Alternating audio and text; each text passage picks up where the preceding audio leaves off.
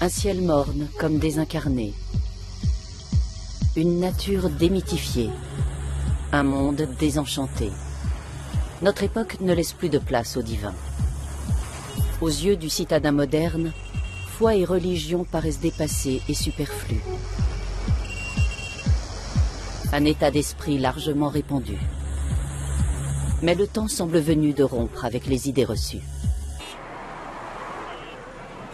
Grand rush sur la voie rapide en direction de Lagos. L'église chrétienne des rachetés de Dieu, la plus grande église pentecôtiste du Nigeria, abrégée RCCG, fête son 60e anniversaire. Les festivités se déroulent au Redemption Camp, au camp de la Rédemption.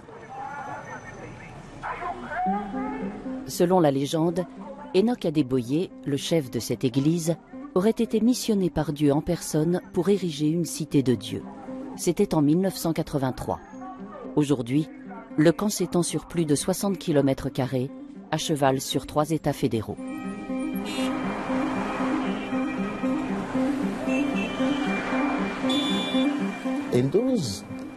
À l'époque, c'était une terre vierge. Dieu lui a donné l'inspiration et la vision. Et notre pasteur est donc venu s'établir ici pour faire prospérer cet endroit. En peu de temps, les gens ont commencé à construire leurs maisons eux-mêmes. Et aujourd'hui, c'est une ville.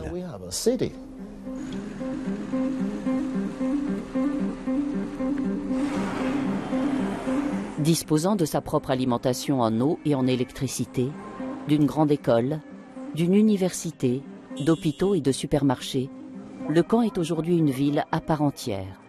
Près de 20 000 personnes y ont élu domicile. Beaucoup sont des collaborateurs ou des pasteurs de la RCCG, mais on y compte aussi des chrétiens d'autres obédiences. Dans l'ensemble du camp, la parole de Dieu fait loi. L'alcool et le tabac sont prohibés. Ici, on vit en sécurité, parce que la main et la présence de Dieu veillent sur nous, 24 heures sur 24, 7 jours sur 7. Beaucoup de gens viennent s'installer ici pour la sécurité et parce qu'ils veulent être proches du Seigneur.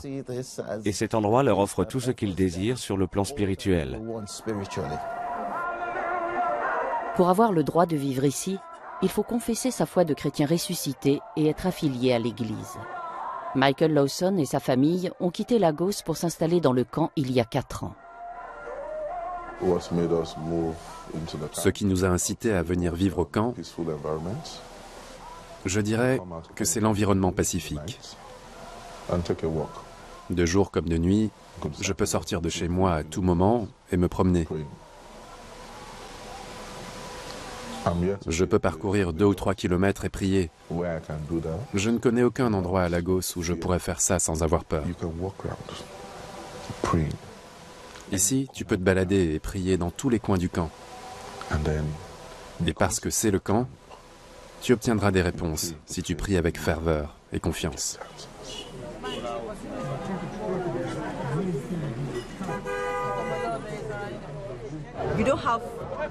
Les enfants ne sont pas salis par les gens du monde extérieur, parce que les gens qui vivent ici partagent les mêmes idées. Nous avons la même foi, les mêmes convictions, et nous ne faisons rien qui ne soit pas conforme à l'Écriture sainte, rien qui s'oppose à la parole de Dieu dans la Bible.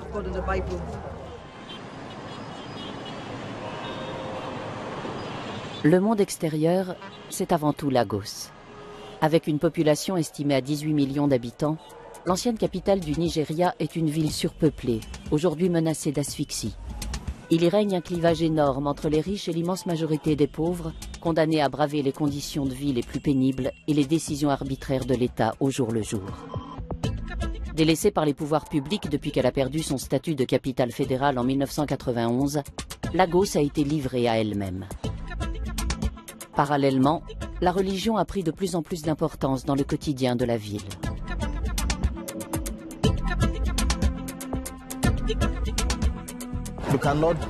À l'heure actuelle, on ne peut pas décrire Lagos sans évoquer des instances et des structures religieuses, ou des complexes religieux, comme les camps religieux.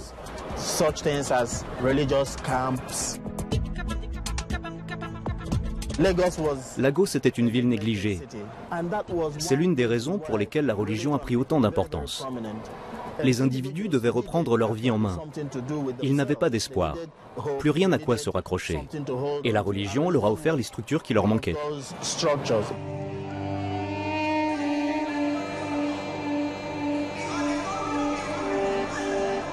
Cette église, qui fait 2 km de long et 1 km de large, se dresse au centre du camp de la Rédemption.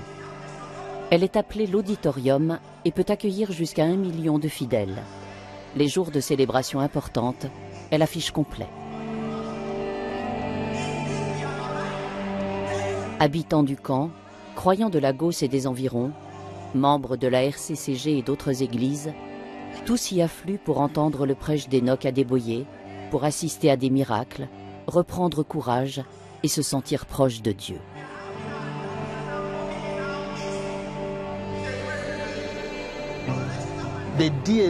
L'ADN de la RCCG est hérité de l'ADN de Lagos, la ville qui l'a engendrée. Et si le camp de la RCCG est ce qu'il est aujourd'hui, c'est parce que Lagos est comme elle est, ou comme elle était autrefois. Il était évident qu'un environnement comme Lagos était très difficile à vivre. Les chrétiens étaient confrontés à de puissantes tentations.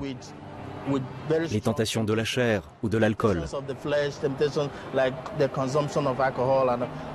La RCCG a donc voulu construire un environnement alternatif, une sorte de Lagos inversé.